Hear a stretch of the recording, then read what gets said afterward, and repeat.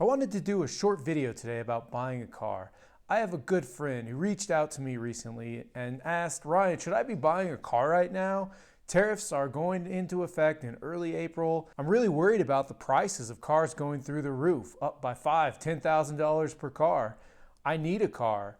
I want a car in the next 6 months and I don't know what to do. Should I rush into it? Should I make that decision now? I'm going to offer a few of my own thoughts about the impending tariffs on foreign cars, what I think the intentions are here, and what I expect to happen. I'll also give you my opinion. Should you be buying a car right now? Thanks everyone for joining me for another video.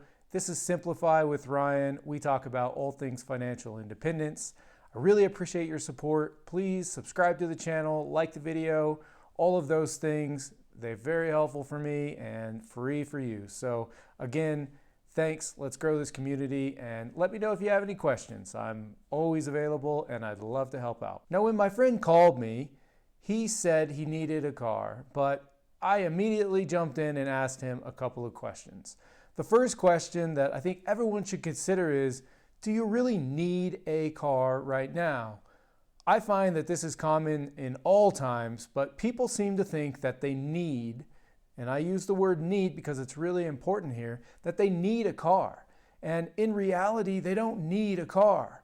Lots of cars survive for many, many years with very high mileage, and they do just fine. They don't have extraordinarily high maintenance costs. People just get tired of the cars that they have. Perhaps they had someone in their life who told them, once a car reaches 100,000 miles, you need to get rid of it. Or perhaps they're having to pay some maintenance costs that are a part of the anticipated cost of the car, but they're not familiar with how much it costs to actually keep a car maintained at the level it should be. And in these cases, people come to me with this argument that they need a new car, but they really do not. And so I caution anyone who feels as if they need a new car to do some self-reflection. Why do you need a new car? Did your car break down? Well, that would be an obvious reason that you might need a new car. But in all other cases, your car may have a lot of life left in it. And I would encourage you to embrace that, to decide you're going to drive that car for a period of time. Every time you buy a car or you sell a car, there's a cost involved. There's a financial transaction cost. You're almost always losing money in these transactions. And the newer the car, the more you're losing. If you're buying it off the lot, you're losing a great amount. The depreciation is instantaneous and significant. Now, this isn't always a bad thing. If you get a good financing rate, you're getting the car that you want, and you have a good reason behind needing that car, it can make sense to buy a new car. I personally have never purchased a new car. I have no plans to ever buy a new car, but I understand that in some cases it makes sense. That said, make sure you establish a need for a car. And if you can't make a strong argument that you actually need a car and it's more a want, then it becomes a different type of decision. You have to be okay with the loss that you're accepting, but you also have to be okay with current market conditions. And right now we're moving into a time that's very uncertain. Things are going to be fluctuating up and down. No one really knows how the tariff debate is going to end up. But as it stands now, in early April, we're going to see a 25% tariff on cars imported into the United States. This translates directly to the consumer. We don't know exactly how much, but if you do want a foreign car, expect those prices to go up for a period of time until this situation resolves itself. The trickle-down effect here is that not only do new car prices go up, but used car prices go up as well.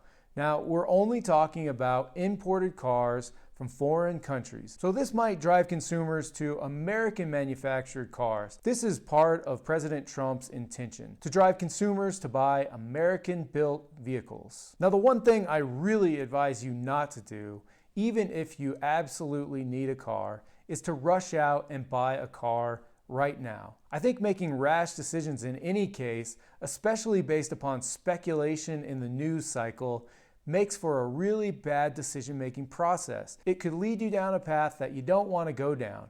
And once you've made a decision to buy a car and you've driven it off the lot, value is gone. Depreciation, again, is instantaneous. You'll never get that money back.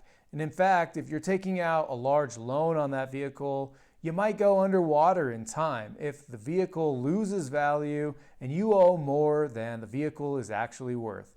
This happens to many people every single day. Now, the biggest problem is that people are buying vehicles that they don't need that far outweigh their financial capabilities.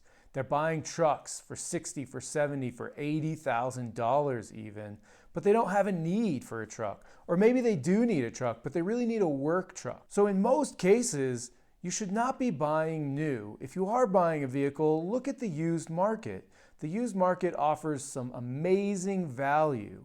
Right now, the car market in general has been soft for a good period of time. And so you can find good deals out there compared to the years under COVID where prices skyrocketed. That said, I'll again mention that if new car prices do go up, especially on foreign cars, then you'll see that same increase proportionally in the used car market. So if you do have your eyes set on a very specific car and you need it now, then it probably makes sense to look, but I would start looking in the used market. I think there will be a delay in price increases, especially in the used market, because those who have had their car on the market for a period of time and have not been able to sell it successfully will definitely not turn around and raise their price just because the new car market is increasing prices for the particular car that they have. Now, people who are putting their car on the market in the future after prices have been increased for a period of time, they may be more inclined to look at some of the Blue Book value and other used market-based tools, and they'll see that it's worth more, and so they'll likely follow that guidance. All to say that at the end of the day, you really shouldn't make any rushed decision around buying a car. One of the biggest wealth destroyers in the United States is an individual buying a vehicle that they cannot afford. You pay an interest rate, even if that interest rate is decent enough, you're paying that interest rate over a long period of time. And in some cases, people are accepting 7-year loans on a vehicle that they'll be paying off for that entire time. And for the last number of years that they're paying off that vehicle, the vehicle is likely not even worth what they owe on it. In addition, if you're buying a vehicle and paying it off over 7 years, that's 7 years of market fluctuations that might impact your ability to get out of that car if you need to. So it makes very little sense. If you want to buy a car, again, my first principle is look used. But my second principle is make sure that you can pay in cash. If you can't pay the entire amount in cash, but you can pay 80%, fine. That's better than taking out 80% loan on a car and then losing value on it. Think about prioritizing your savings and making sure you have enough in cash to buy that vehicle. If the vehicle you want costs more than what you have, look at less expensive vehicles. You likely can get away with an amazing vehicle for less money that may not have all the latest and greatest safety features or electronic features, but you're still going to come away with a great car. I have owned a 2005 Toyota for the last 15 years.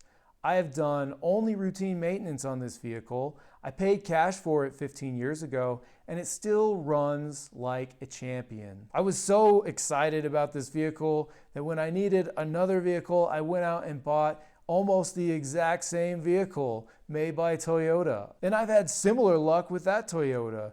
There are a number of actions that you can take to screen a vehicle, especially if you're buying a used vehicle.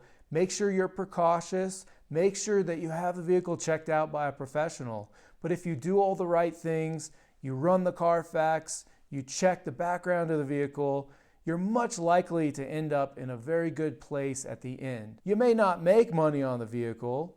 That's usually not a very common thing, but you'll greatly reduce the depreciation that you face, and you'll get a great deal of value out of that car for a number of years to come. So if you're a person who's thinking about buying a car right now and you're feeling the pressure because you're reading the news and you think tariffs are going to explode onto the scene and car prices are going to go through the roof, take a step back, take a deep breath, try not to buy into these news stories. There's definitely reason to be thinking about these things and to be thinking about your long-term position and the decision you want to make. But buying a car is a massive purchase. Make sure you've given it a ton of thought and that when you do ultimately buy, you're comfortable with how you're buying and you're comfortable with the type of car you're investing in and the current market conditions all in one. Don't let your fear of what's going to happen in the future drive your current day decision. It almost always is a mistake, and although it sometimes works out well, it's usually not because you thought it through, but more because you were lucky. I know I have strong opinions about this. Hopefully that's helpful for you. I always buy used, I always buy in cash, and I don't let the current market conditions make a decision for me. I let my needs drive my decisions. I hope that's helpful for you. Please, again, like the video, subscribe to the channel, and I look forward to seeing you next week for another video. Take care.